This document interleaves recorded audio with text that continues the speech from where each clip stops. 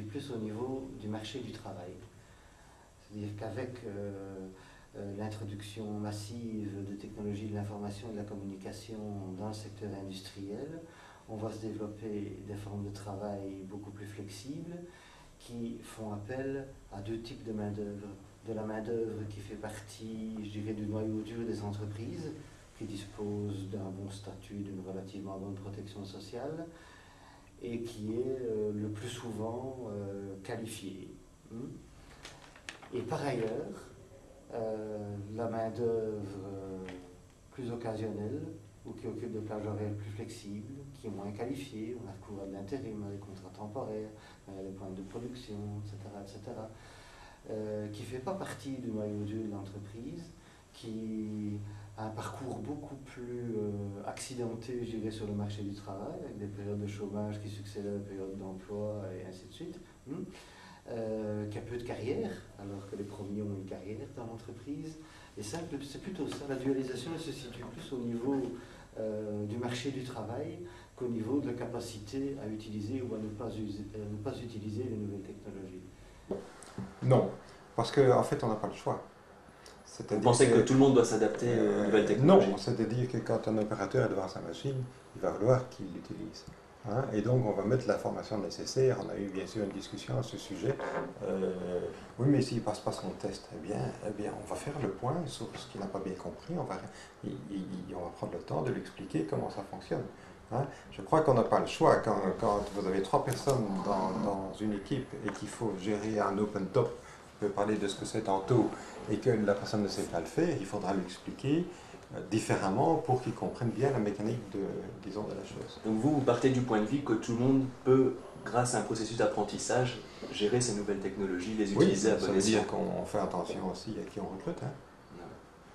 Parce qu'à ce moment-là aussi, on a des fonctions qui sont plus exigeantes que d'autres en termes de compréhension du mécanisme ou avoir une visualisation dans l'espace, donc je dirais de tous les éléments. Et donc, ils sont des points d'attention. Ce sont des points d'attention qu'il faut avoir quand on recrute.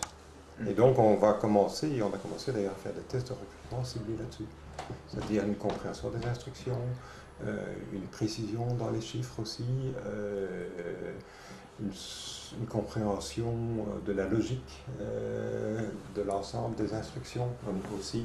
Donc on veut faire des tests là-dessus.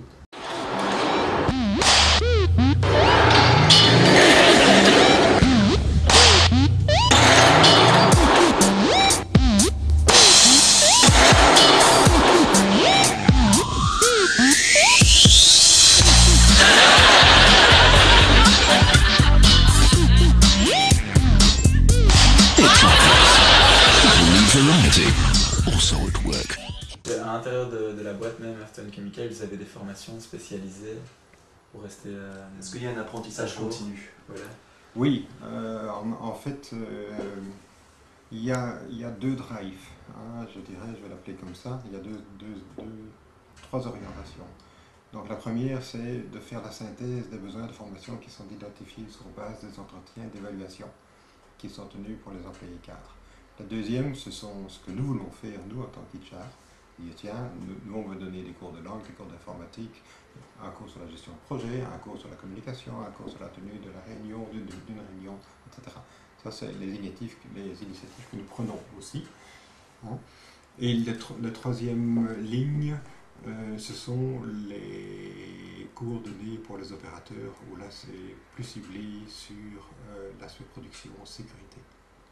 Donc on a 3 drives, si je puis dire. Et puis là en fonction des besoins, ce sont soit des formations collectives, soit des formations qui sont individuelles. Et là, c'est ciblé soit sur le comportemental, le savoir-être ou le savoir-faire.